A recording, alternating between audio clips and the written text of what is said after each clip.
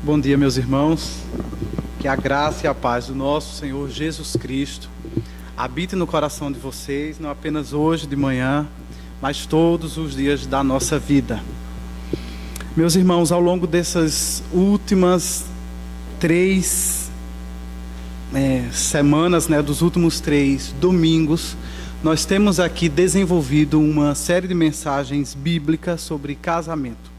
O título, vocês já viram, é Quando Dois Pecadores Dizem Sim. E a premissa básica dessa nossa série de mensagens é que o casamento é a união, não de 2 pombinhos apenas, mas que o casamento é a união, sobretudo, de 2 pecadores.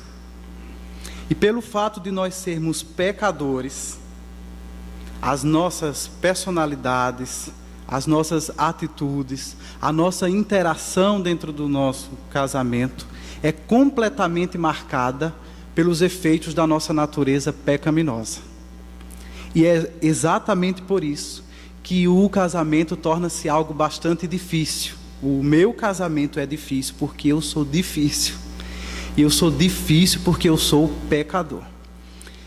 E eu costumo pensar que se um pecador sozinho, por ele mesmo, já é um caos completo, imagine quando você junta 2 pecadores dentro de uma mesma casa e tenta com que esses 2 pecadores produzam alguma coisa de útil. Você tem o caos ao cubo, ao dobro, elevado à 10ª potência. É porque nós somos pecadores que o nosso casamento torna-se algo extremamente desafiador. E nesse sentido é que a primeira mensagem dessa série tratou exatamente sobre isso, sobre os efeitos da nossa natureza pecaminosa na dinâmica do casamento. Se você estava aqui, você lembra dessa mensagem, quando pecadores casam. E é justamente porque a gente falha muitas vezes, que a gente se desentende muitas vezes, que vez por outra vai ser necessário que a gente perdoe ou que a gente peça perdão. Ou às vezes vai ser necessário que a gente confronte ou que a gente seja também confrontado. E esse foi o tema da 2ª e 3ª mensagens, quando pecadores lutam e quando pecadores mudam. Hoje, na conclusão dessa série, nós vamos analisar mais um aspecto, mais um efeito da nossa natureza pecaminosa no casamento. E o título dessa mensagem é Quando Pecadores Dizem Adeus. E é exatamente isso, nós vamos falar sobre a relação da morte com o casamento. Aí você pode estar pensando, Diogo, vira essa boca para lá, né? O que casamento tem a ver com morte? E o que eu posso dizer para você é que casamento tem tudo a ver com morte. Por quê? A Bíblia diz que o salário do pecado é a morte. Então, se o casamento é a união de 2 pecadores, logo, nós podemos dizer também que o casamento é a união de 2 pessoas que estão destinadas à morte. E a morte é algo que tem um impacto tão forte no casamento, que é exatamente por isso que quando a gente está numa cerimônia de casamento, quando a gente vai fazer os nossos votos, a gente promete ser fiel ao nosso cônjuge até que a morte nos separe. E é óbvio, é muito natural que em meio à festa, em meio a toda aquela alegria, a gente pronuncie esse voto sem considerar o peso que esse até que a morte nos separe tem. É claro, né? E se o nosso casamento vai bem, é natural que a gente viva sem considerar a morte. A gente vive um casamento bom como que se ele fosse uma história de amor eterno. De vez em quando é que a gente se lembra que um dia a gente vai morrer. E eu estava lembrando esses dias que no início do meu casamento, há 8 anos atrás, muito frequentemente, a minha esposa me segurava e dizia, amor, estou tão angustiada hoje. Eu dizia, o que foi, Lídia? Ela dizia, pois é, eu tive mais uma vez aquele pesadelo em que você morria. Então, tome cuidado, dirija com calma, vá devagar. Eu me preocupo tanto com você nessa BR, nesse trânsito maluco. E eu estou dizendo isso porque você não pode morrer. Olha só, você não pode morrer. Isso acontecia frequentemente. Até que alguém falou para ela que esse era um sentimento comum, especialmente no início do casamento, né? A gente está vivendo aquele enlevo, aquela magia toda, e a gente não quer que aquilo se acabe de jeito nenhum. Mas é interessante que passados esses 8 anos, até hoje, vez por outra, do nada, né? E mulher tem muito isso, do nada, Lidiane me para e diz: amor, me promete uma coisa, me promete que você não vai morrer primeiro. Olha só. E o que eu faço? Eu prometo, não é? Porque ela quer que eu não morra, mas se eu não prometer, ela me mata. Vocês sabem como é mulher? Mulher é complicado. Então, eu acabo prometendo, né? Eu não sei se você tem essas paranoias também, quanto a casamento, quanto à morte do seu cônjuge, mas o fato é que toda pessoa casada disse sim para alguém que está destinado a morrer. Casamento não foi feito para durar para sempre, foi feito para durar até que a morte nos separe. E todo casamento, na melhor das hipóteses, termina justamente nesse ponto, quando um dos cônjuges parte. E a gente sabe que na providência de Deus, Ele chama um e deixa o outro. Para essa pessoa que parte com Cristo, sabemos pela Bíblia que uma gloriosa recepção celestial o aguarda. Mas para aquele cônjuge que fica vivo, ele tem diante de si o grande desafio de enfrentar as dores do luto, de se desvencilhar daqueles laços que o prendiam à pessoa amada, de se reajustar a um ambiente onde a pessoa falecida já não faz mais parte. Tem também o desafio diante de si, de se acostumar à sua nova condição de viúvo, e eventualmente tem também o desafio de formar uma nova rede de relacionamentos que lhe dê suporte. Além disso, se a morte ela vem em decorrência de uma doença, a gente sabe que o sofrimento começa bem antes. Quando um cônjuge adoece gravemente, a dinâmica do casal, a dinâmica da família inteira é grandemente afetada. Porque com a doença você tem toda aquela luta para modificar a rotina do lar e adaptar essa rotina às necessidades e às demandas daquela pessoa doente. Muitas vezes você tem também um agravamento da sua situação financeira. Outras vezes também você tem dificuldade de acompanhar seu cônjuge doente em muitas consultas, exames, internações. E muitas vezes até você precisa enfrentar dificuldades e uma grande medida de sofrimento, inclusive, com a perda das condições físicas para você manter a sua vida conjugal. Tudo isso gera uma dose de sofrimento muito grande, tudo isso gera uma tensão muito grande que afeta o casamento e que marca de uma forma dolorida nós, seres humanos, né, casados. Outro detalhe importante é sobre aquelas pessoas que foram abandonadas. Quando um cônjuge diz adeus, mas não por ocasião da morte, mas sim pela ocasião do abandono. Num caso como esse, você tem quase que um sofrimento semelhante àquele vivenciado por um cônjuge enlutado. Porque em ambos os casos, esse cônjuge que fica para trás, ele precisa se reinventar. Então, o nosso objetivo nessa manhã é abrir a palavra de Deus e percebermos que resposta ela tem para essas situações de sofrimento no casamento. Especificamente sobre esses casos que eu disse hoje, de abandono, doença e morte. E eu não sei se você conhece algum texto bíblico que fale especificamente sobre isso. Pelo menos eu não consegui encontrar nenhum texto que fale exatamente sobre isso. Então, o nosso plano nessa manhã é partimos de um texto que fala do sofrimento de uma forma mais ampla e fazer aplicações específicas para o caso concreto do casamento. É nesse sentido que eu peço que você abra a sua Bíblia e nós vamos ler juntos o texto que se encontra na segunda carta de Paulo aos Coríntios, capítulo 4, versículos de 16 a 18. Vamos ler então. Por isso não desanimamos, embora exteriormente estejamos a desgastar-nos, interiormente estamos sendo renovados dia após dia, pois os nossos sofrimentos, leves e momentâneos, estão produzindo para nós uma glória eterna, que pesa mais do que todos eles. Assim, fixamos os olhos não naquilo que se vê, mas no que não se vê, pois o que se vê é transitório, mas o que não se vê é eterno.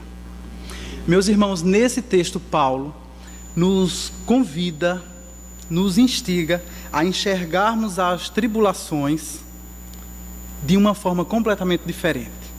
No caso de Paulo, as tribulações que ele enfrentava era decorrente da perseguição por causa da pregação do Evangelho. E nesse sentido, ele encoraja os nossos irmãos, coríntios, para que eles suportem o sofrimento com paciência e com perseverança, tendo em vista a eternidade que os aguarda. Então, nesse texto que nós lemos, em primeiro lugar, Paulo afirma que ele mesmo não desanimava porque o sofrimento é leve. E aqui pode soar até um certo atrevimento eu me colocar aqui de pé e falar para algumas pessoas que possivelmente estão enfrentando sofrimento, e eu vi dizer aqui que o sofrimento é leve. Mas não sou eu que estou dizendo, é o texto que nós lemos, pois os nossos sofrimentos leves e momentâneos estão produzindo para nós uma glória eterna que pesa mais do que todos eles, ou seja, uma glória que pesa mais do que todos os nossos sofrimentos. Ou talvez você possa pensar que Paulo diz isso, já que ele que está dizendo, porque ele não sabe o que é sofrer. Eu posso dizer para você que, biblicamente, talvez poucas pessoas sofreram tanto quanto ele.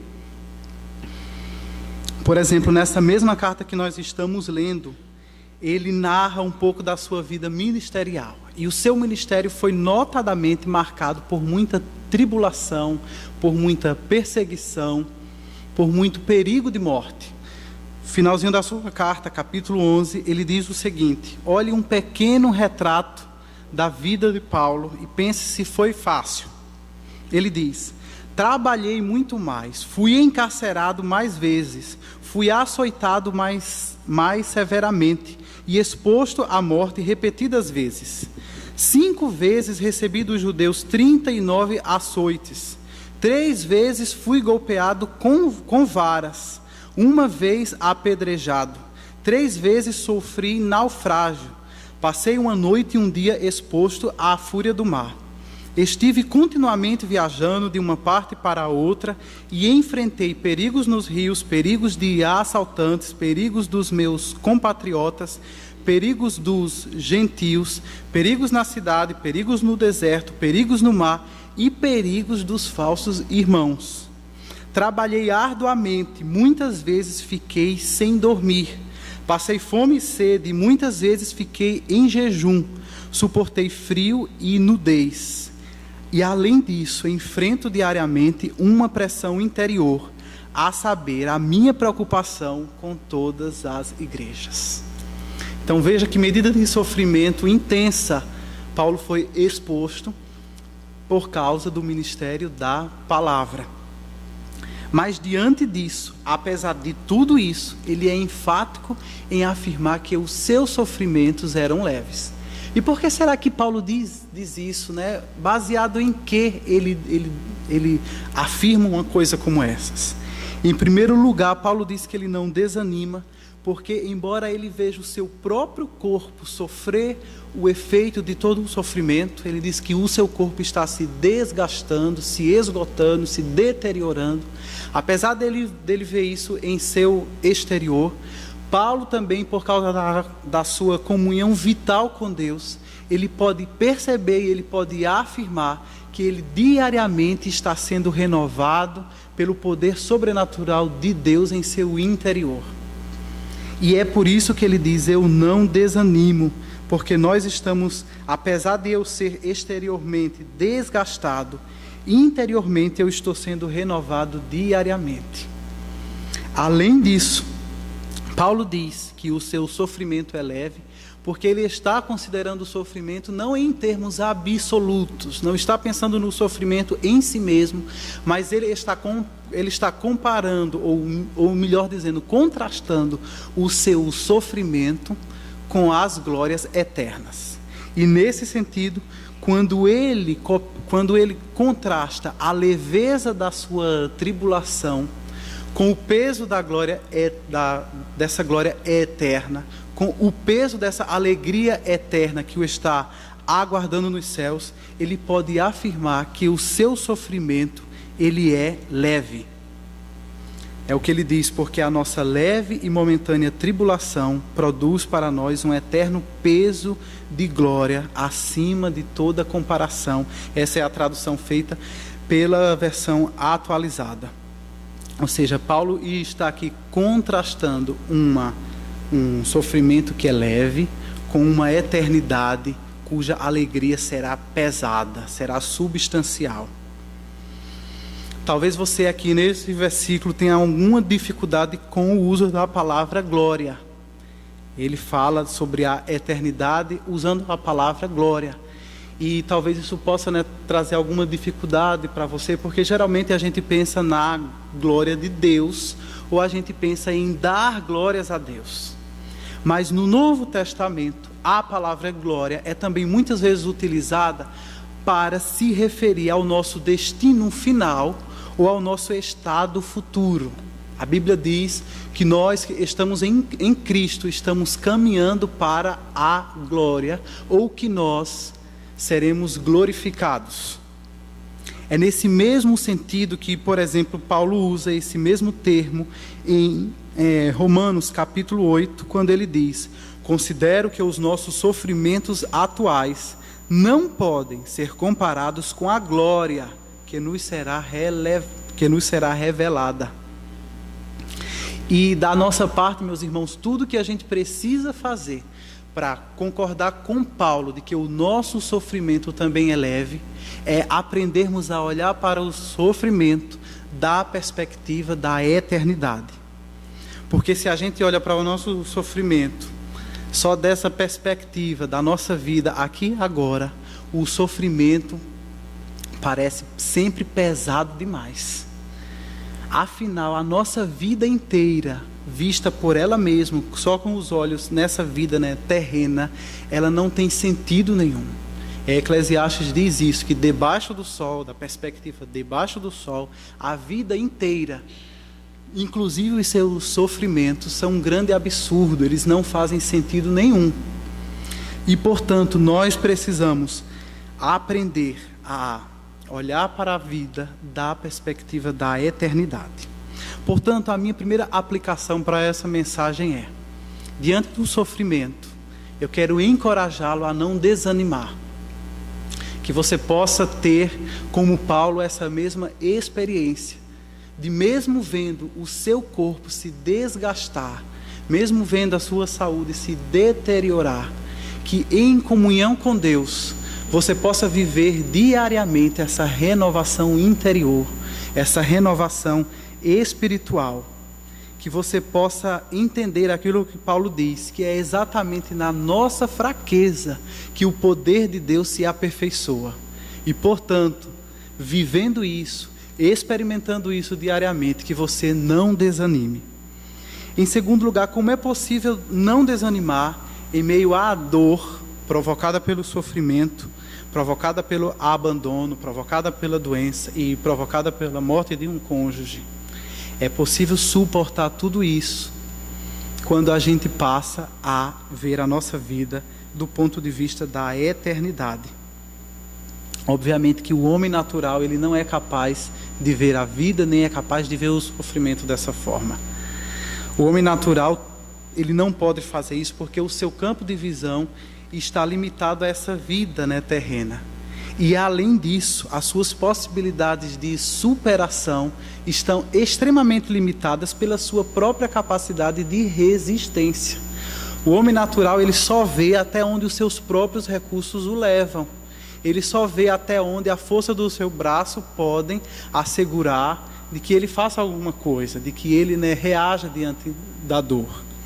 Mas o homem espiritual não, aquele homem que tem a sua vida e a sua mente renovada pelo Espírito e pela palavra de Deus, ele experimenta a renovação de uma força interior diariamente, e por causa disso ele é habilitado por Deus, ele é capacitado por Deus, a mesmo em meio à dor, entender que a vontade de Deus é sempre boa, perfeita e agradável.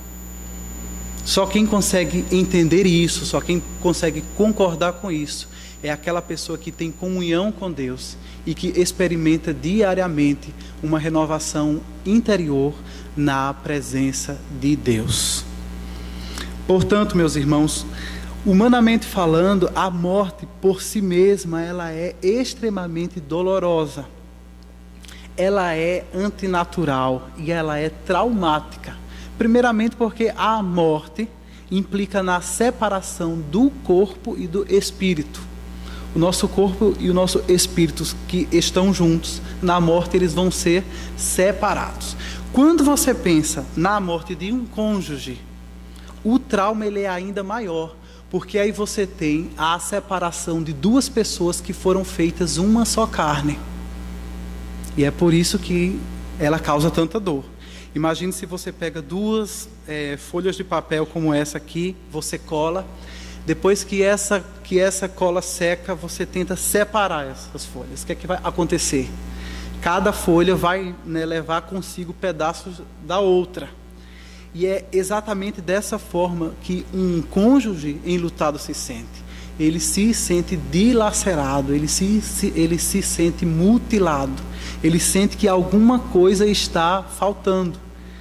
E é claro que numa situação como essa, você muitas vezes vai se fazer perguntas do tipo: por que eu estou passando por essa experiência? Por que logo eu? O que será que Deus quer de mim no meio disso tudo? Ou mais ainda, se Deus é bondoso e poderoso, por que é que Ele permite o sofrimento? Ou Ele pode tudo, mas não é tão bom quanto a gente pensa? Ou Ele é bom, mas não pode tanto quanto a gente pensa que Ele pode? E são perguntas que na hora da dor vêm quase que automaticamente à nossa mente. Por mais crente que você seja, na hora da dor, muitas vezes você se vê fazendo perguntas como essa. E muitas vezes a gente vai depois à Bíblia e a gente quer encontrar respostas exatas para cada uma desses nossos questionamentos, e a gente fica frustrado, ou às vezes a gente fica chateado porque a gente não encontra, pelo menos a gente não encontra respostas como aquelas que a gente gostaria de ouvir.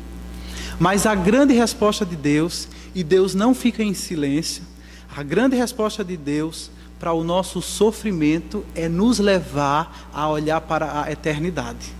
Diante de todo o sofrimento que a gente possa enfrentar na vida, ou especificamente no casamento, a grande resposta de Deus é as glórias da eternidade. É a alegria que está reservada por Deus para aqueles que se encontram em Cristo. E é por causa disso que nós precisamos nos esforçar para mudar a nossa perspectiva e aprender a enxergar a vida, levando em consideração sempre o ponto de vista divino.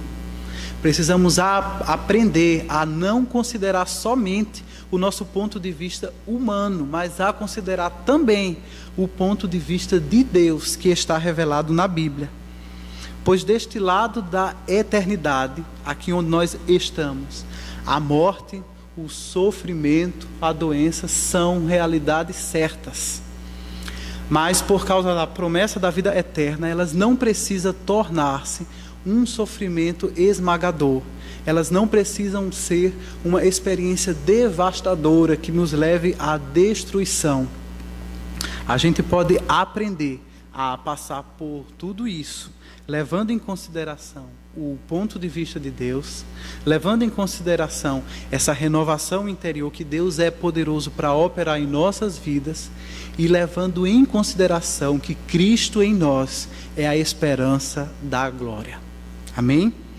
E em segundo lugar, Paulo diz que ele não desanima diante dos seus muitos sofrimentos, porque o sofrimento é momentâneo.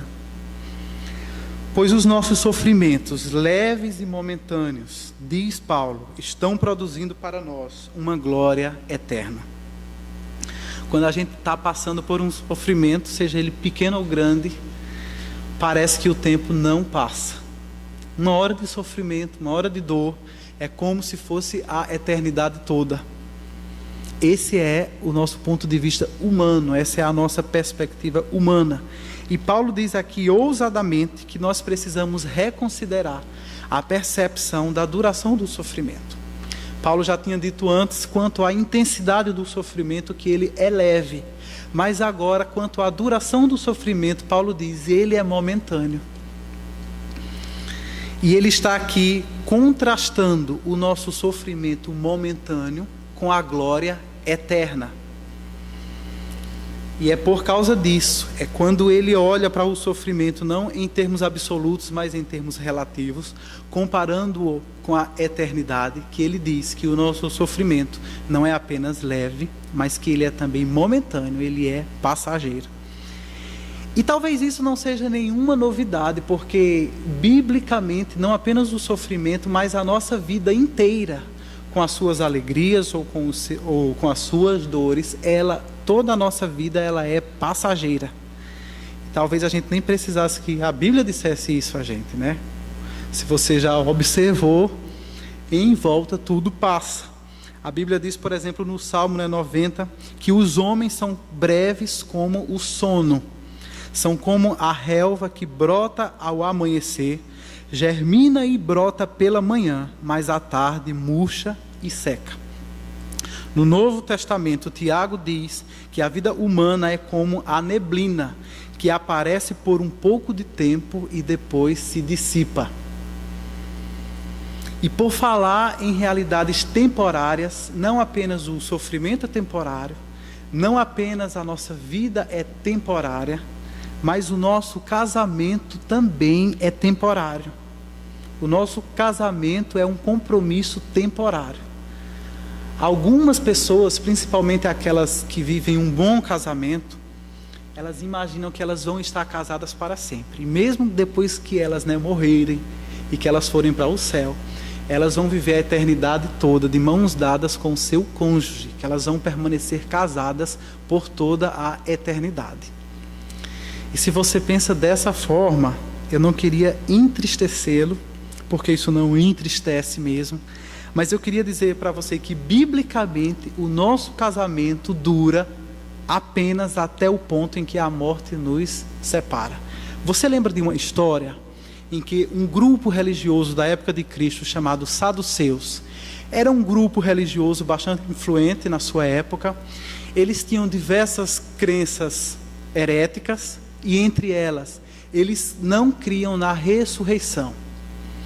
E eles tentavam colocar Jesus numa situação difícil, e por causa disso, e por causa dessa descrença quanto à ressurreição, certa vez eles aproximaram-se de Cristo e levaram para ele uma situação interessante.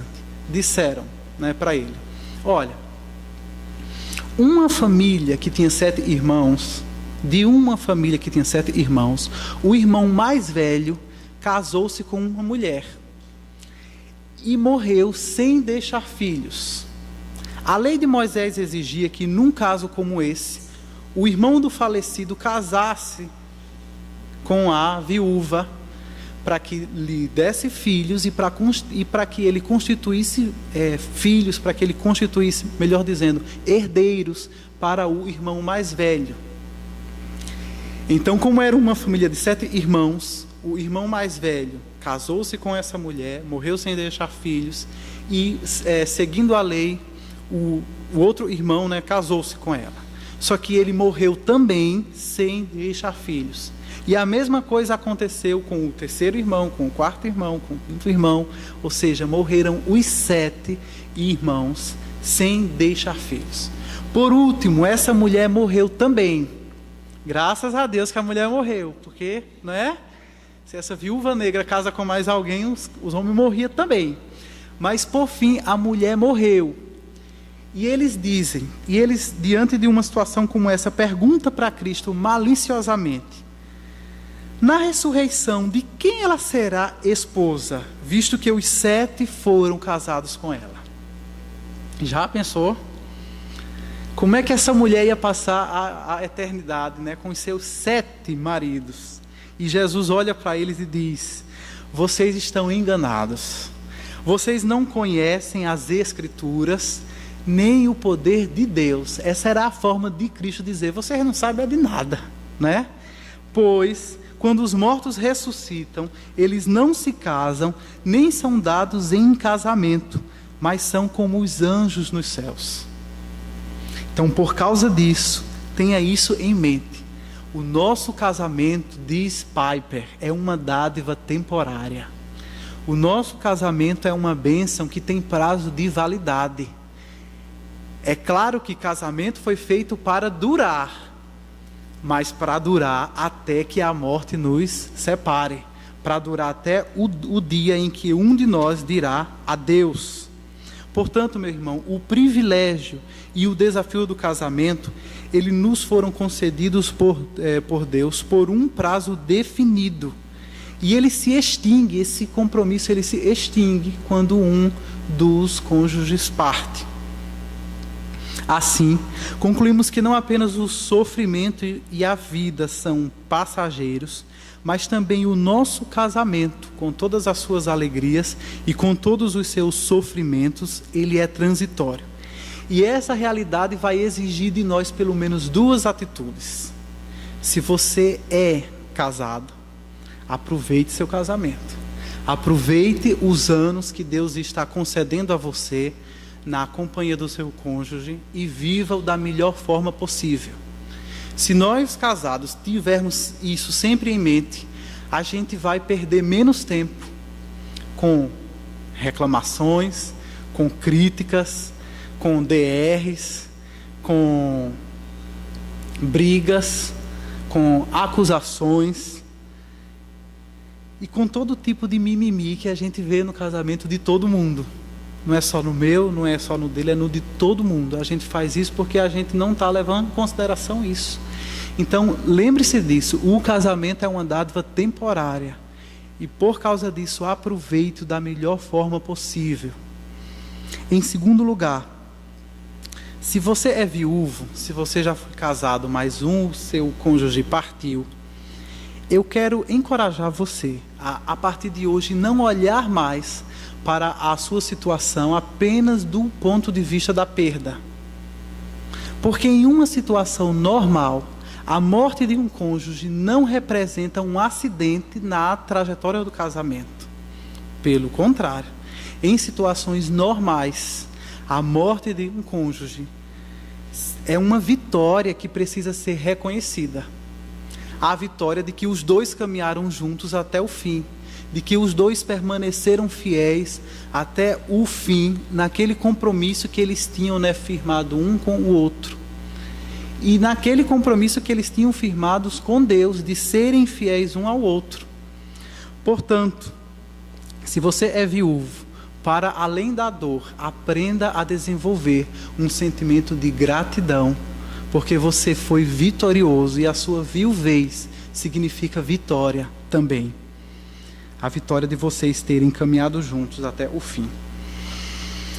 Em terceiro lugar, Paulo diz que ele não desanima, porque o sofrimento é uma preparação. É o que nós lemos quando ele diz: pois os nossos sofrimentos, leves e momentâneos, estão produzindo para nós uma glória eterna. E aqui eu destaco a palavra produzindo.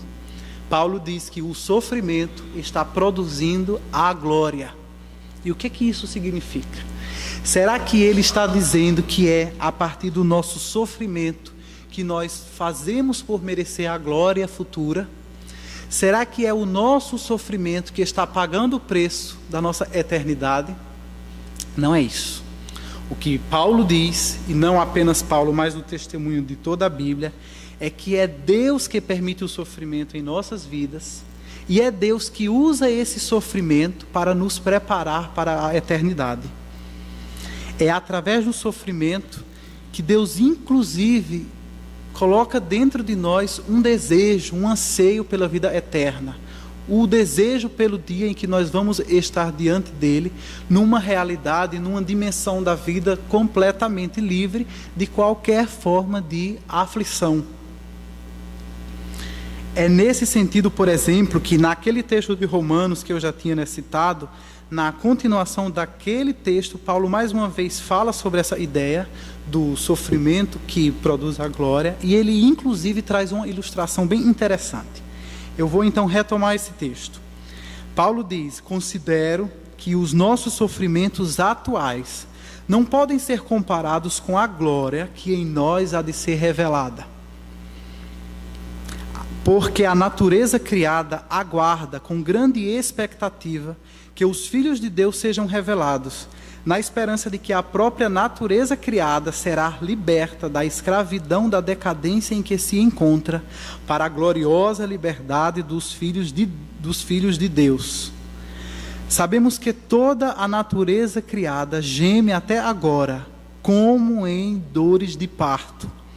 E não só isso, mas nós mesmos, que temos os primeiros frutos do Espírito, gememos interiormente, esperando ansiosamente a nossa adoção como filhos, a saber, a redenção do nosso corpo. O que é que Paulo está aqui dizendo? Ele está dizendo que não apenas nós que estamos em Cristo e que passamos por aflições nessa vida, nutrimos uma grande ansiedade, uma grande expectativa pela vida eterna, mas ele está dizendo que a própria natureza, o próprio meio ambiente, a própria criação também geme juntamente conosco e aguarda com grande expectativa pela inauguração da vida eterna. Por quê? Porque a nossa queda no Éden não apenas colocou-nos numa situação limitada, numa situação humilhante, mas também sujeitou a própria natureza a uma humilhação, como diz aí esse texto, a um estado de decadência. E é por isso que não apenas nós que estamos em Cristo, mas também a natureza, o mundo criado, geme em expectativa, em ansiedade pela revelação da glória eterna. E ele diz que esse nosso gemido, esse nosso anseio, funciona como as dores de parto. E aqui a ilustração é a seguinte, que não são as dores de parto que produzem o bebê, não é? Mas são as dores de parto que anunciam a chegada do bebê e preparam a mãe para o nascimento. Da mesma forma, o nosso sofrimento não é ele que por si mesmo está produzindo a glória eterna, mas ele está prenunciando as glórias prometidas e ele está ao mesmo tempo nos preparando para o dia em que nós vamos receber um corpo glorificado e que nós vamos entrar na glória eterna de Cristo. Nesse sentido, meus irmãos, as tribulações provocadas pelas doenças ou mesmo pela perda de um cônjuge, por assim dizer, não apenas abre para esse cônjuge a porta da eternidade, mas para ambos ele produz essa glória acima de toda a comparação, porque ela nos prepara para isso. E assim, Paulo aqui conclui esse texto: fixamos os olhos, não naquilo que se vê, mas no que não se vê. Porque o que se vê é transitório, mas o que não se vê é eterno. E agora, será que você já entendeu por que Paulo pode afirmar que ele não desanima? Por que ele diz que o sofrimento é leve, é momentâneo e é uma preparação?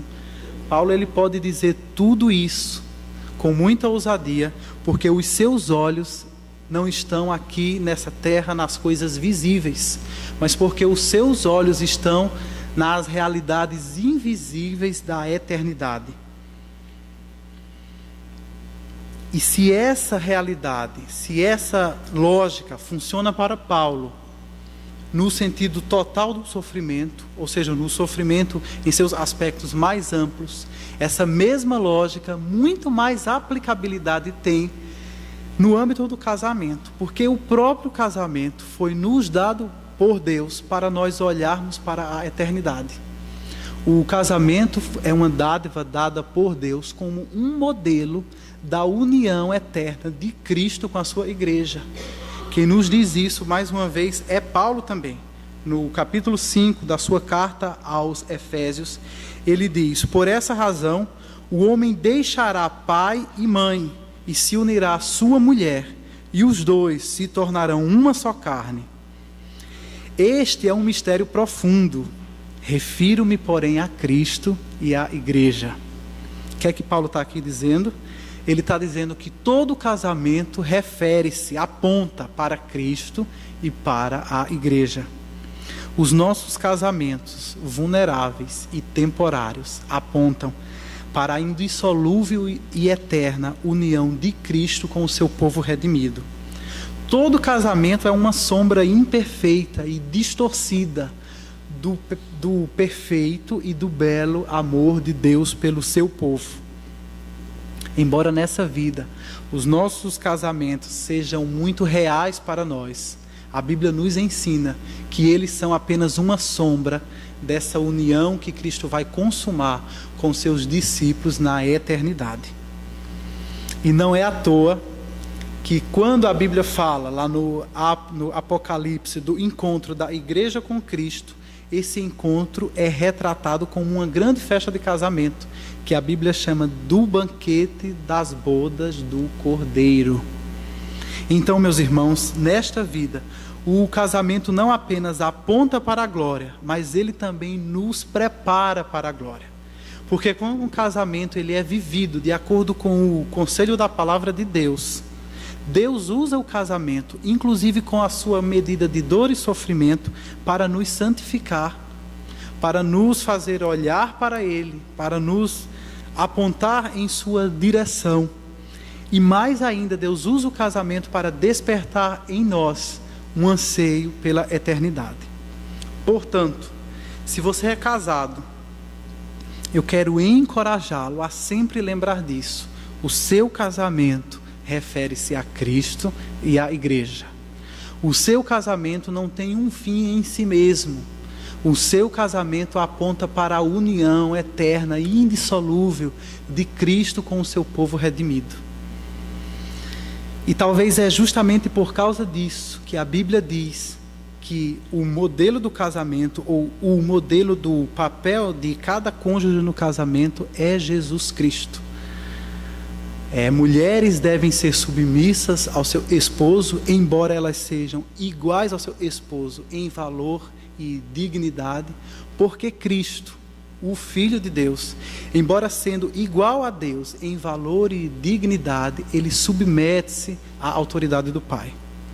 Cristo também é o modelo para nós, maridos, porque a Bíblia diz que nós devemos amar a nossa esposa como Cristo amou a sua igreja. E é aqui também, nessa verdade de que todo casamento refere-se a Cristo e a sua igreja, que você pode entender por que o divórcio é algo tão abominável aos olhos de Deus. Porque ele passa uma imagem equivocada da união de Cristo com a sua igreja. Portanto, tenha sempre isso em mente, casado, que o seu casamento refere-se a Cristo. O seu casamento aponta para Cristo. E nesse sentido, meus irmãos, o casamento torna-se um desafio grande demais para ser levado na base da nossa própria força. Ele é um desafio grande demais para os nossos recursos humanos limitados. E é por causa disso que qualquer casamento só pode ser levado. Inclusive os sofrimentos que a gente encontra no casamento só podem ser suportados se a gente o fizer na dependência da graça de Deus. Porque é a graça de Deus que nos livrou da condenação do pecado. É a graça de Deus que diariamente capacita-nos a nós nos livrarmos da influência do pecado em nossa vida. É a graça de Deus que nos dá força para suportar os pecados do nosso cônjuge cometidos contra nós. É a graça de Deus que nos inspira a perdoar o nosso cônjuge. E é a graça de Deus que finalmente vai nos levar para as glórias eternas. Numa realidade onde nós vamos estar eternamente unidos a Cristo, numa aliança indissolúvel, que não pode ser desfeita por nada, e numa realidade onde nós estaremos finalmente livres de qualquer problema de incompatibilidade, de qualquer decepção, de qualquer frustração, de qualquer traição, de abandono, de lágrimas, numa realidade sem dor, sem morte e sem luto. É pela graça de Deus que nós que estamos hoje aqui, vamos um dia entrar pelas portas da eternidade para desfrutar das bem-aventuranças celestes. Eu tenho nessa manhã também uma palavra para você que nunca casou e que já tem uma certa idade. Uma palavra também para você que já foi casado, mas que não deu certo e se divorciou. E uma palavra também para você que já foi casado, mas que perdeu seu cônjuge pela morte. Enfim, eu quero dar uma palavra para vocês, solteirões, divorciados e viúvos. A palavra que eu tenho para você é que você não deve desanimar. Não fique triste pela sua condição. Não se sinta menor. Não se sinta um azarado. Porque embora o casamento tenha o seu valor, o mais importante é aquilo para o que ele aponta, a união eterna com Cristo. E se você está em Cristo, você precisa celebrar a certeza dessa união. Se você está em Cristo, você não vai perder essa união por nada, você não vai perder essa aliança por nada, porque a união com Cristo, a nossa união com Cristo, ela não depende da nossa habilidade de casar, nem muito menos da nossa habilidade de permanecer casados. Porque a nossa união com Cristo, a união da igreja com Cristo, depende única e exclusivamente da vontade, do poder e da graça de Deus. Então faça como Paulo, fixe os seus olhos, não naquilo que se vê, mas no que não se vê. Porque o que se vê é transitório, mas o que não se vê é eterno. E finalmente, meus irmãos, eu tenho uma palavra para você que ainda não está ligado a Cristo, para você que ainda não tem comunhão com Cristo. O que eu posso dizer para você é que você não desperdice a sua vida e não desperdice o seu sofrimento, pois a vida e o sofrimento vividos longe de Cristo é um imenso desperdício e um imenso absurdo existencial. Nessa manhã falamos aqui de diversas promessas, principalmente falamos aqui sobre a esperança da glória.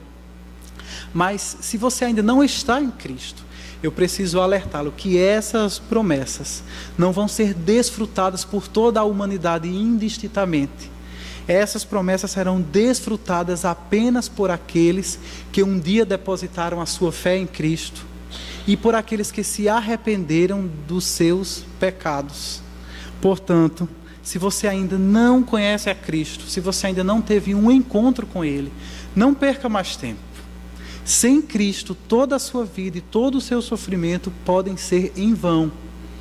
Portanto, não passe mais um dia sequer, não durma essa noite, sem que você dobre os seus joelhos e que você peça a Deus pela sua graça e peça a Ele para que Ele inclua você nessa aliança que Cristo estabeleceu com o seu povo. Essa aliança, meus irmãos, não foi como essa minha, não é como essa nossa aliança humana, que é selada com um anel de ouro, que é selada com uma taça de champanhe. A aliança de Cristo com a sua igreja, ela foi selada na cruz, através do derramamento do seu sangue precioso, num momento de grande dor e de grande sofrimento para o Filho de Deus, quando Ele mesmo, sendo o autor da vida, experimentou a morte. E tudo isso é muito precioso para que você ignore, tudo isso é muito valioso para que você passe a sua vida apático a essa oferta da graça de Deus. Portanto, entregue a sua vida a Cristo, seja herdeiro de todas as promessas de Cristo, e assim a sua vida e os seus sofrimentos não serão em vão. Por fim, meus irmãos, encerrando essa palavra, eu fico pensando que eu não sei dizer quem é que vai primeiro, quem é que vai morrer primeiro, se sou eu ou se será Lídia, minha esposa.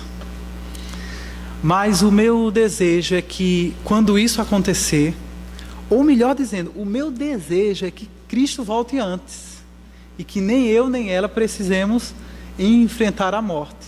Mas se isso não acontecer, o meu desejo é que aquele que ficar, seja eu ou ela, possamos experimentar a nossa dose de sofrimento com dignidade. Mas que, sobretudo, quando isso acontecer, que eu ou ela possamos dizer aquilo que Paulo diz no início dessa carta que nós lemos. Antes de Paulo falar sobre as suas aflições, antes de Paulo falar sobre os seus sofrimentos, ele começa essa carta no capítulo 1, declarando o seguinte: Bendito seja o Deus e Pai do nosso Senhor Jesus Cristo, Pai das misericórdias e Deus de toda consolação, que nos consola em todas as nossas tribulações. Então, meus irmãos, que esta seja também a convicção no nosso coração, que este seja o testemunho, que esse seja o nosso testemunho na experiência do casamento, e que esse seja também o louvor em nossos lábios, para a glória de Deus, e que Ele nos abençoe. Amém. Oremos. Pai querido, nessa manhã eu te agradeço pela tua palavra aqui exposta. Eu te agradeço pelas ricas promessas que nós encontramos nela e que nos consola diante das adversidades da vida. Eu te agradeço porque tu és o Pai das misericórdias e és o Deus que nos consola em todas as nossas tribulações. Ó Deus, eu te agradeço, Pai, porque em meio à nossa dor o Senhor não fica em silêncio, mas o Senhor leva-nos a olhar para o alto, a olhar para a eternidade. Senhor, nessa manhã eu intercedo por aquelas pessoas que estão enfrentando sofrimento no casamento, especialmente para aqueles casais que lutam com doenças. Que nessa manhã o Senhor possa derramar o seu bálsamo, que o Senhor possa trazer conforto, que o Senhor possa revelar-se a eles como o Deus que é socorro bem presente na hora da angústia. Que eles possam encontrar refúgio em Ti, que eles possam encontrar graça, Deus, em Ti. E que na Tua presença eles sejam renovados diariamente, ó Deus. Que na Tua presença eles possam perceber e eles também possam testemunhar de que os sofrimentos nessa vida são leves e transitórios comparado com a grandeza e com o caráter eterno da glória que nos está reservada. Ó Deus, socorre o Teu povo, ó Deus, socorre aquelas pessoas que estão enfermas, ó Deus. E faça a Tua vontade, e prepare o coração delas para submeter-se à Tua vontade, que é perfeita, que é boa e que é agradável. Ó Deus, nessa manhã também eu intercedo por aqueles casais que estão vivendo em desarmonia. Que o Senhor traga sobre eles a Sua paz. Que eles possam entender, ó Pai, que o casamento deles também aponta para Cristo. E que eles possam viver e se entender a partir dessa perspectiva bíblica. Ó Deus, que o Senhor possa socorrer o Seu povo que está lutando, que está passando por momentos difíceis, ó Deus, que eles olhem para Ti e que eles sejam confortados pela Tua palavra eterna. Nessa manhã também, Deus, eu oro, eu intercedo, eu peço o Teu socorro, eu peço a Tua ajuda por aquelas pessoas que já perderam os seus esposos, ou para aquelas pessoas que perderam as suas esposas. Que o Senhor possa ser com eles, que o Senhor possa revelar a Sua presença nas horas em que eles se sentirem sós, que eles se sentirem desanimados. Ó Deus, que o Senhor possa ser presente com eles, que o Senhor possa consolá-los e que o Senhor possa conduzi-los pela vida e que eles possam, ó Deus, para além da dor, colocar diante de Ti uma nota de gratidão pela vitória de terem sido fiéis até o fim. Nessa manhã, Pai, eu intercedo por aquelas pessoas que não tiveram encontro contigo. Que seja hoje, Deus, o dia em que o Senhor vai marcar a vida deles com conversão, com regeneração, com nova vida, que o Senhor possa, Deus, vencer toda a hesitação natural da carne e atraí-los para Ti. Senhor Deus, nessa hora eu peço por todos nós, Pai, que saiamos daqui com a nossa mente instruída, saiamos daqui, Deus, com a nossa vontade desafiada, e que saiamos daqui, ó Deus, com o nosso coração consolado pela Tua palavra. Que o Senhor possa nos abençoar e possa nos ajudar na caminhada e no casamento. É o que nós te pedimos, em nome de Jesus. Amém.